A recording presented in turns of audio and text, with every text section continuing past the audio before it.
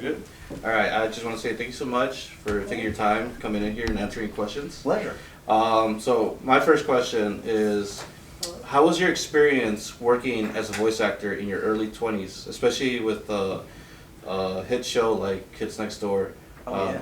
Something that pretty much almost all of us grew up with. Yeah, no, when I was back in my 20s, I worked on a show called Codename Kids Next Door, and I was, okay, don't judge, all right? I went through, like, my dark phase, angsty teenager phase, in my late teens, early 20s. So I spent the entire time like waffling back and forth between, oh my gosh, these are the people who made my childhood and now they're my coworkers, to I want the world to burn.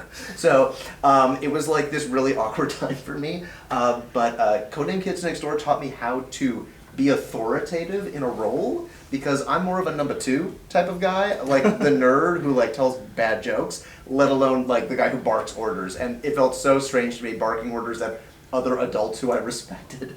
But no, it was a really cool experience.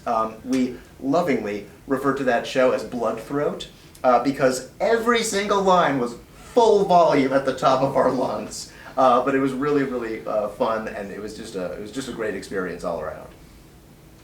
All right, thank you. Sure. And cut. That's your one question. Thank you. Sure.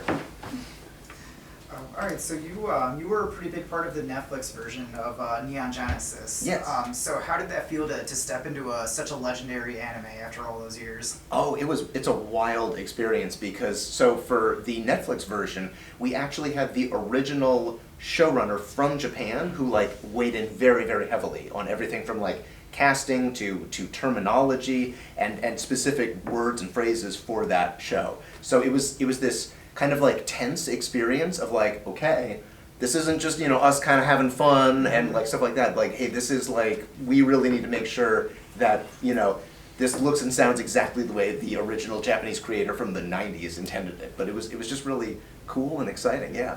Awesome, thank you. Thank you. So you've had experience both being on screen and doing voice acting.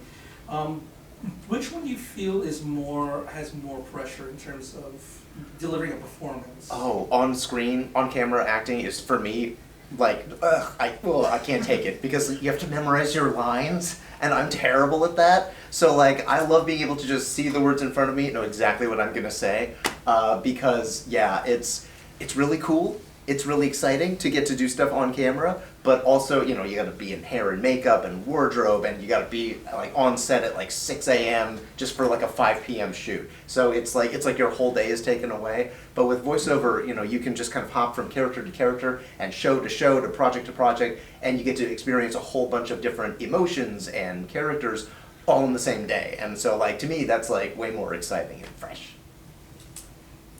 By the way, was I supposed to be looking at that camera up there? Yeah, it's fine. Was I?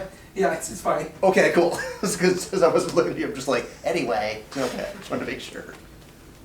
Hey there. Hello. Actually, just wanted to get it out the way. I asked Zeno Robinson and I asked Miss Allegra Clark, which non-human character has been one of your favorites to voice? Non-human character. Non-human character. Okay, I play a character named Haida in a show called Agretzko.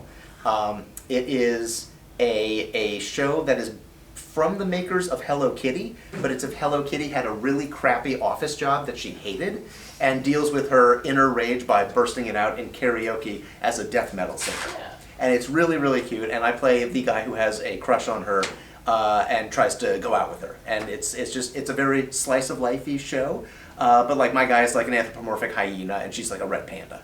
And I just think it's super cute. Yeah. Oh, you gave the most normal answer. Really? What was Yeah. Zeno's? I want to know. Zeno said about Pokemon. So he Oh. voiced a really cool Pokemon despite the fact that he already voiced other Pokemon. And Miss Allegra Clark said she wants to get Ching. So you have the most normal one. All right. Alright, my turn. So, hi, my name is Zayden from Anime Magic, and it's a pleasure for you, first of all, being here and Yeah. everything. And so let's do the first question. Mashley, Magic and Muscles. So, pertaining to that one, how did it feel like to mash up Harry Potter and Swolgers? Like, how was that? Well, how did someone come up to your idea and be like, yeah, you're gonna voice Dot, but it's Harry Potter and Muscles? Yeah. I think I think the best thing about that show is just how completely ridiculous it is.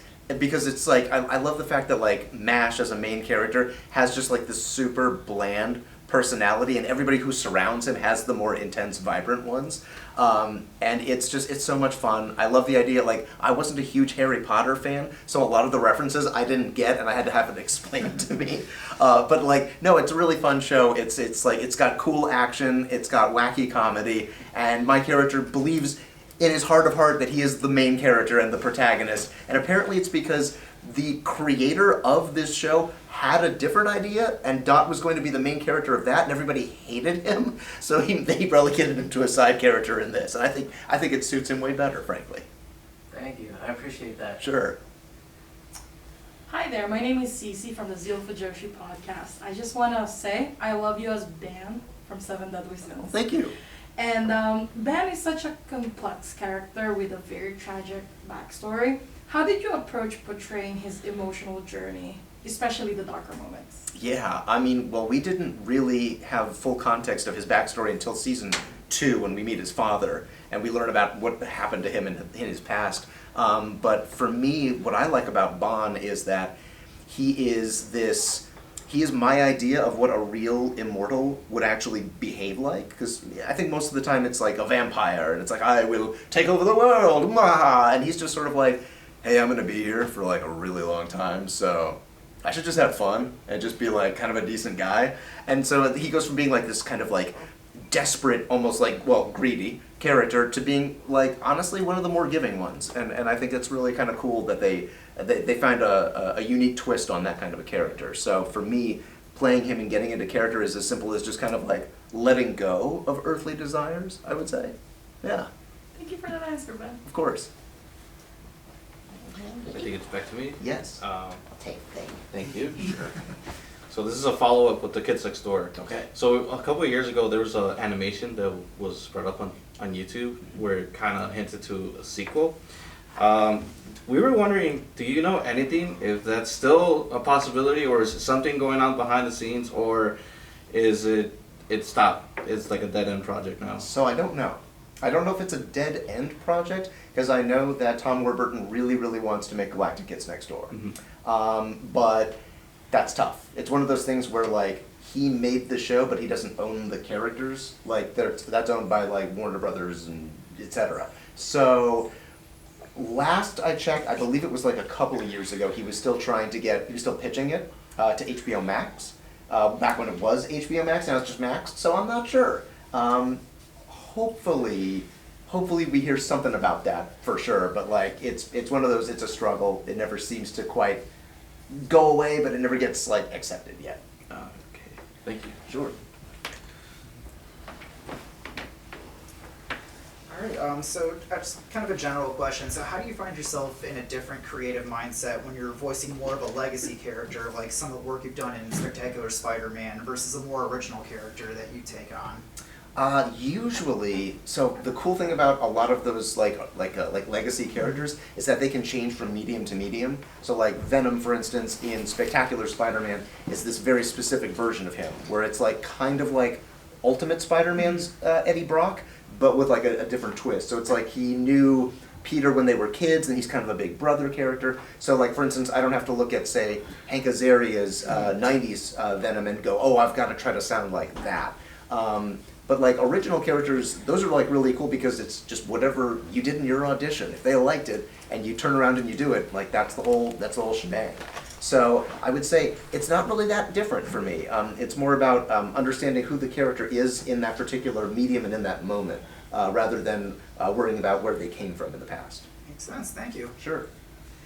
So with all the different voice acting roles you've had, what are some of the similarities and differences between doing voice acting for an anime versus some of the more US animated shows? Well, it's less technique and it's more about the fact that you get to see the finished result right then and there with all dubbing projects, which is really kind of it's that instant gratification, you know, where you can go, oh, that's exactly how it's going to turn out when we do the thing. And then for original animation, you have complete freedom, so you're not sitting there going, okay, that's how long, that's how many mouth flaps I have to sync this stuff up. You don't have to rewrite things, and so it can be a lot more spontaneous. But it's also a little weird because you're not really sure exactly what the staging is going to be unless you're doing something that's a board-driven show, meaning there's a storyboard and you know exactly what each frame is going to look like.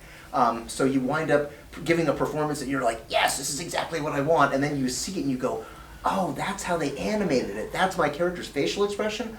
Oh, dang, I would have done something different if I'd known they were going to do that. So they both have their kind of strengths and weaknesses, but like, I think I like the process of anime a little bit more, but I love the freedom of doing original animation. It's just so much more fun to just kind of do things at whatever pace feels natural to you, you know? So, we've been talking a lot about all the different roles that you've done, and something that's been on my mind is, what do you enjoy most about being a voice actor? Because your roster is so diverse. Do you enjoy the creative freedom? Or do you really enjoy like seeing the fan reactions to your voice fitting this character? Yeah, okay, this is gonna sound like really bad, but I swear I don't have depression. I just wanna say that. I just wanna put that out there. Okay, so I'm not a fan of me.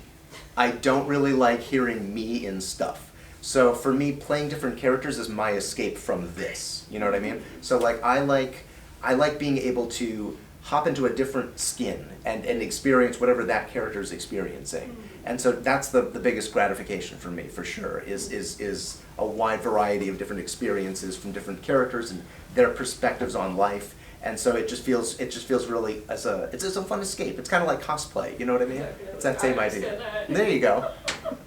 Thank you so much. Sure. So actually, when voicing two different characters, for example, I'll take it to a nostalgic place. Hey, Arnold as Eugene versus Kill la Kill. You already know those are two different various aspects of where it's like yelling and everything is boisterous and energetic versus whereas Eugene was like, I'm okay. Or the Mauve, you know, so. The Mauve Storm. The Mauve Storm, yes. So how do you know how to situate your voices and so it doesn't confuse yourself where it's like, it's the meek versus the energetic and full of life? Oh boy, that's a good question. You know, each character I kind of compartmentalize everything. So like the space where Eugene is and like the space where Takarada is from Kill la Kill, they don't cross over. They're quite far apart. So like, you know, it's that kind of thing of, you know, like, what have I eaten today, right? If I've had a ton of coffee, I'm ready for the super energetic ones. If I'm really tired, I'm ready for like the low energy ones. Yeah, I would say basically I don't have multiple personality disorder, but I kind of do for acting.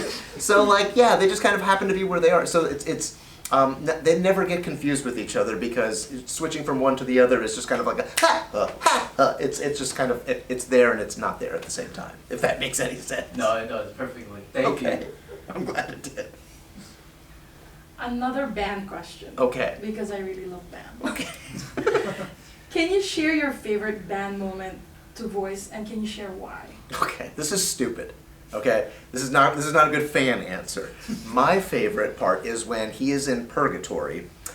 He's searching for Meliodas, and it's purgatory. It's horrible, and he's constantly getting injured. And so early on, he's like getting falling down, getting hurt. And after a while, it cuts back to him, and he's like tumbling down a mountainside, and it's just instead of like pain sounds, just ow, ow, ow, ow, ow, ow, and then he lands. Bam! Ow. And so, like, to me, that's, like, the best part because he's immortal, and so he just gets used to getting hurt after a while. So that's my favorite part as Bond. Thank you so much. You're welcome. Back to me. Back to the robo-penis. There we go. Oh man, it's stuck in my head now. You got an impressive resume. You voiced so many animated characters throughout the years. But what were some of your favorite animated characters or voice actors that growing up you took some inspiration from that you to use in your career? Sure. Let's see. I I don't take inspiration from him because I cannot do what he does, but I really like D. Bradley Baker. D is, for anybody listening who doesn't know who that is, you've definitely heard of him. You might not know his name, you've definitely heard him. He plays basically every single creature character in existence. There was this one time, I was in an episode of a show called Uncle Grandpa, and they needed an ostrich. So they asked Dee to come in. He didn't have a lot of time, he just had to come in, play the character, and leave. And he comes in, he goes, okay, so what do you want? They're like, he's an ostrich, so we want like a bird sound. And he goes, oh, okay. Then he made a weird face and produced this loud, deep honk. I don't know what orifice it came out of. I assume his mouth, but it could have been his armpits for all I know. And it sounded like an ostrich. And then they were like, okay, that was great. So now we need jealous honk. And he's like, and he makes this honk sound that kind of sounds jealous. And like angry honk, he gives him an angry honk. Depressed honk. No, that was sad, we want depressed. And he goes, oh, okay, and he changes it. Sounds depressed. And you're like, what the heck? And then after like an hour of just making a bunch of crazy honks, they're like, all right, dude, that was it. And he goes, okay, guys, thanks. And he leaves, and everybody, like, including seasoned veterans in the room, just starts breaking into applause, because nobody knows how the hell he does any of the things he does. So it'd probably be D. Yeah, I grew up watching him in Star Wars: The Clone Wars. That's something I grew up with. Oh, That's yeah. where I'm familiarized with him. And have you seen Bad Batch? Yes. Where he plays the show? I've asked him personally, like, do you ever go crazy talking to yourself like that in certain episodes? And he's like, not really. No, he's like, yeah, I bet he's good with like rock and ball in it. Yeah, but thank you so much. Sure. Alright, so kind of going back to more some of the classic shows, so you got to be a key part of some of the Sailor Moon projects, and I think for a lot of people that's one of the animes that got them into the medium, so how did it feel to add your name to the credits of such a legendary anime? Oh, it was really cool. Yeah, I mean, Umino in the original run was like Melvin, I think, back when it was a Canadian dub. And it was like, I never got to see like that show to its completion because I'm not sure they dubbed the whole thing. So what was really cool to me was actually getting to see like some of the characters have a conclusion to their story. Because when I was a kid, we watched like I think 26 episodes, Right. and then that was it. And that was the whole thing. I'm like, all right, I guess something happens after a certain point, and we get to meet more Sailor Scouts. But yeah, no, it's just really fun finding a new voice for a classic character like that. Yeah, Awesome, thank you. thank you. So we've heard a lot about your different roles and different characters that you've played. Which ones would you consider your favorite your favorite in terms of to perform, and which ones are your just favorite to, as a character itself? Oh gosh. Okay. So I played Skeletor in He-Man and the Masters of the Universe for Netflix. Which is, there's two of them. There's two He-Man. Mine is the CG animated one, not the Kevin Smith one. And being Skeletor is a blast because sometimes, there are characters who are like really deep and like complicated and you have to find a lot of nuance in the performance. And then sometimes you'll have a character who is just, I'm evil because being evil's fun. And that's Skeletor. So like that was one of my favorites, even though most people don't even know about that show. Yeah, that's. I hope that answered your question. Am I on a long? Okay. That works out because it seemed like you had fun doing that. I did have a lot of fun doing it. Yeah. So, kind of bouncing off of what you just said, the opposite of your favorite characters, I want to know what role or character do you feel is the most challenging, or that you had the most difficult with? Oh boy. Yeah. Let's see. Well, I don't know if this is the right answer to your question, but like I played a character named Venom on Spectacular Spider-Man. It wasn't necessarily hard to get into the character, but it was a very, very vocally stressful performance. It was about a single 5-hour session, just me, and it was doing a lot of character or creature sound voices. It's about 4 different sounds that kind of alternate between each other for the symbiote, and then going back and redubbing over that as me, listening back to it in my headphones. So, and then at one point during the show, like a mouth opens up on his stomach. So they were like, okay, we're gonna have you do the Venom creature voice, dub over that, and then do another pass of the Venom creature voice and dub over that. So there's like 4 different tracks all at once. And at the end of it, I was so destroyed that for about a week, I sounded like I was going through puberty. Just like, hey guys, how you doing? And I went to do a callback for a show called Fish Hooks. And I was like, hey, yeah, I'm ready to record. And they're like, you need to go home. You can't do this. Go home and stop talking. And I was like, okay. But yeah, that was, I mean, it wasn't challenging emotionally, but it was just challenging physically. Challenging physically. Yeah. Thank you so much. Sure. Now, I want to do another throwback to Digimon. For Okay. Agumon. So, out of curiosity, if you had to reprise the role of any Digimon, which one would you do, and how would you manipulate the transforming of that specific Digimon? Oh boy. Oh boy. Well, let's see. Well, you mentioned Agumon, yeah? Yes. Okay. Well, I already am. Yes. So I do. Let's do a different one. Okay. Which one would you, which one or different type, because, there's different types of the specific, other characters, Yeah. whether it be flight, fire, leap, ice, any of those. Which one would you customize to your liking, and how would you evolve each one? Would everyone be kind of like more uniform, or you want something crazy? Oh, I see. Okay. Yeah, I would probably want to do ice, because I think ice is nice. But also, yeah, I would want something that's like an insane evolution line. Like, I feel like if it's really predictable, it's like, that's fine. But like, okay, I like that Gatomon turns into a female angel lady. Like, where you're just like, what? Why? I don't know, but it's cool. So like, that's kind of the fun thing about Digimon. No offense to Pokemon, but it's like there is absolutely no predicting where the heck it's gonna go. And if you play the games, it can literally be like a wild, diversion depending on what you do and how you treat the character. So I love going from like super small and cute to giant and insane. Well, thank you. I love that perspective. Of course. Appreciate that. Sure.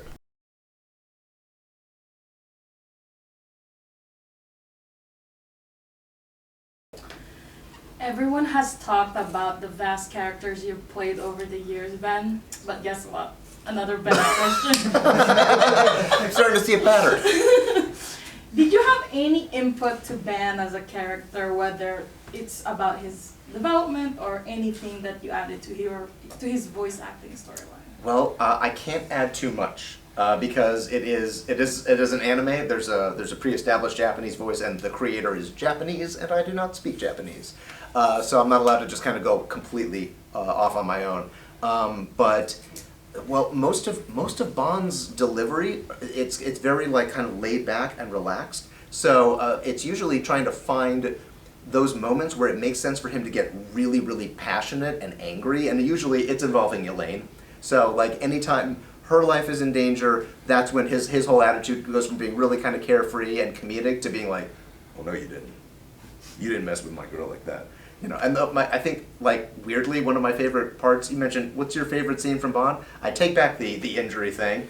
It's actually where he and Meliodas get into an argument over whose girlfriend is hotter, and in the process, they accidentally kill all of the bad guys around them, and they're left completely stunned, like, where'd they all go? Thank you so much. Thank you, no problem.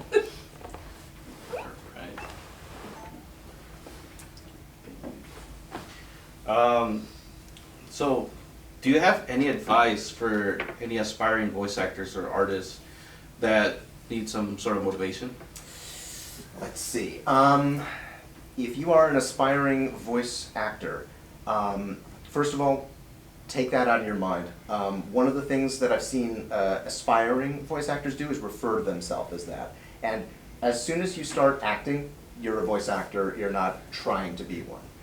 So get out of the beginner's mindset of like, oh, hopefully one day I'll be there, and say, no, I'm already there now. Maybe you haven't booked something yet, maybe you're still in the auditioning process, but guess what, eventually you're gonna get there, and you already wanna have that mindset of, no, I belong.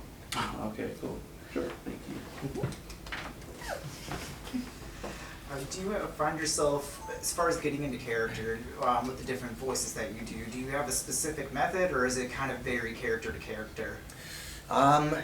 It's pretty character to character. I would say, really, I can't talk about this guy because I'm under NDA, but I play a character who is basically extremely depressed. Okay. And so I'll go to the session with like no coffee in me at like 9 in the morning and be like, all right, let's do this. So, for that, it works out great. The only danger of doing that stuff is that sometimes they'll be like, cool, that's the main guy we want you to play, but before you play him, we need you to play this excited 11-year-old boy. And I'm like, oh my God, okay. Hey! And I'm just trying to like pull that energy out of yourself. So I would say usually in order to just get into character, I will look at either a picture of the character or see some video of them and try to start speaking in a way that I think that character would speak in, and that I feel like I can kind of like pick things out of the cloud and piece things together until I'm like right around where I need to be, and then just go from there. And then fortunately we have directors who will keep me on track in case I am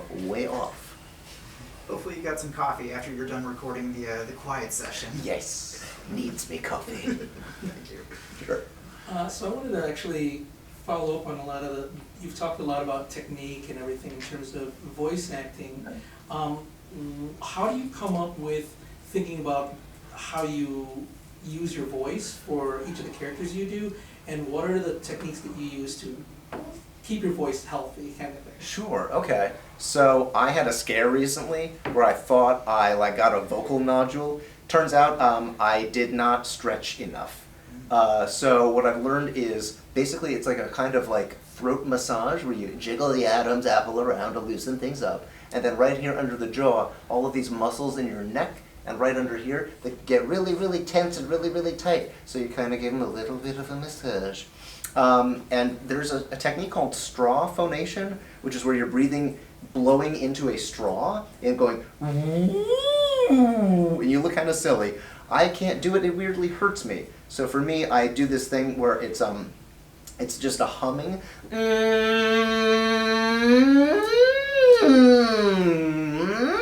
and stuff like that until I'm warmed up. I do it for about 3 minutes before I gotta go in and do something. But for character stuff, it's gonna kind of depend on which character I'm playing. The highest pitched stuff I do is a character named Cutemon on Digimon. And Cutemon sounds like this. So what I'm doing is I'm basically doing this with my throat. So it's like really, really super pinched and uses these muscles like nobody's business. And for deeper characters, it's opening everything up as though you're yawning. And that's where that comes from. So a lot of it is pinch, stretch to kind of like warm everything up. And then once you've done that, you can kind of coast and go from character to character. Thank you so much. Sure.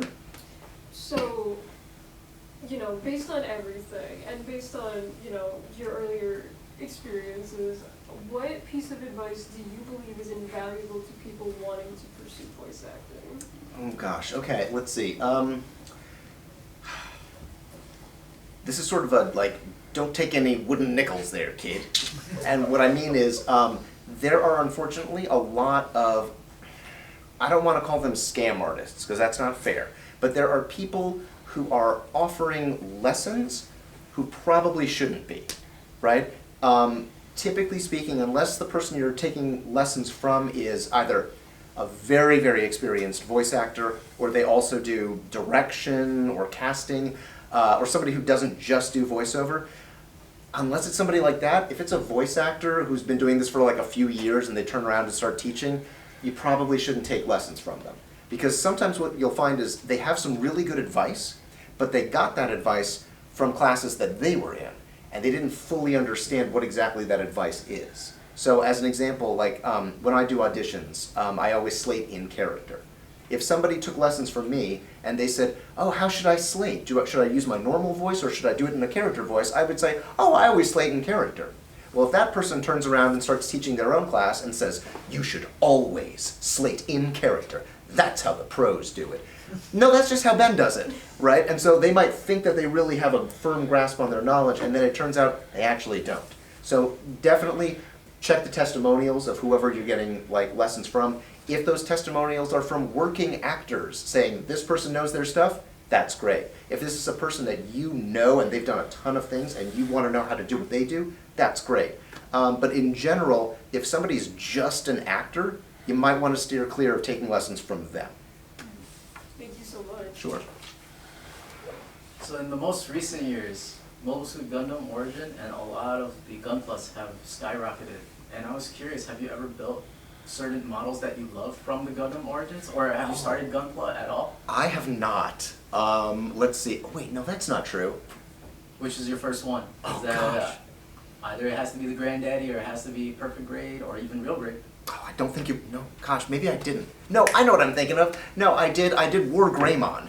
I don't know why the heck I thought that was Gundam. No, I have not put together any models though from anything Gundam. I'm sorry. Oh no, it's fine. I mean, they still have War Greymon for putting together and everything because they Yeah. have done multiple different Digimon as Gunpla has skyrocketed. Thank you so Cool. much. Sure. Appreciate it. I don't have any more. You don't have any more Bond questions? I don't know. Okay. I could have done like a season recap or something. This is what it's like being in a locker room interviewing Shaq. So yeah, anyway, okay. So it's terrible. Sorry, terrible. No, you're good. Sorry for the sun. I like it. Awful. Awful. That's it. So if given the opportunity to, what are some characters you would love to voice in any iteration of a series? Ooh, I'd like to be Batman. That would be cool. If not Batman, Nightwing. If Oh. not Nightwing, Robin. One of those three would be awesome. Oh, awesome.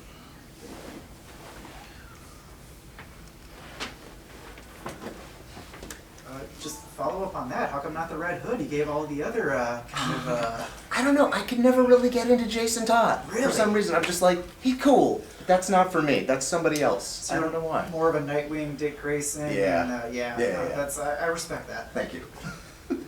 That was it. And that's, the other question I was going to ask, that got my mind going, was were there any particular shows or animes or even movies that you watched as a child that really cemented your love for the industry and made you kind of want to take the step into making this a profession? Oh, let's see. It was the original Canadian cast of Dragon Ball Z. Okay. Because when I was a kid, there were, Saturday morning cartoons, so it's Fox Kids and Kids WB. And on my local channel, KCAL 9 in Los Angeles, at 6:30 in the morning was Dragon Ball Z. And I sounded like a crazy person to all of my friends on campus. I was like, there's this show. You have to see it. No, it's not on Fox. It's not on the WB. It's on KCAL 9 at like 6:30. And they're like, sure, man. I'm like, you gotta see this. And then they watch it. They were like, this is really cool. And I'm like, I know, right? And so like I had no idea it was done in Canada. So I was like, I gotta get on that show somehow. And then, of course, it never happened because I'm not Canadian. But just watching people scream at the top of their lungs and do all of that stuff, I was like, I wanna be on screen someday yelling Kamehameha. So to add on to in terms of characters that you would be interested in doing, are there any characters from either like comic books or anime or in manga that haven't been created yet that you would like to voice over? Sure. Yes. I'm not sure who you'd be talking about though. Which ones would they be? I don't know. Boy.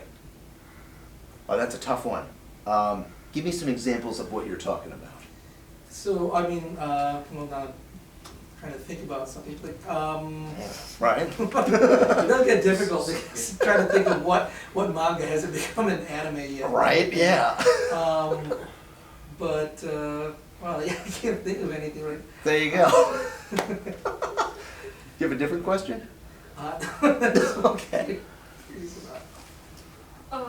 So, you obviously, I feel like, you have a lot of energy, and I feel like your passion for putting that energy, through your voice in these different ways is really, commendable, but how do you keep that energy to avoid, like, creative burnout? Oh, let's see.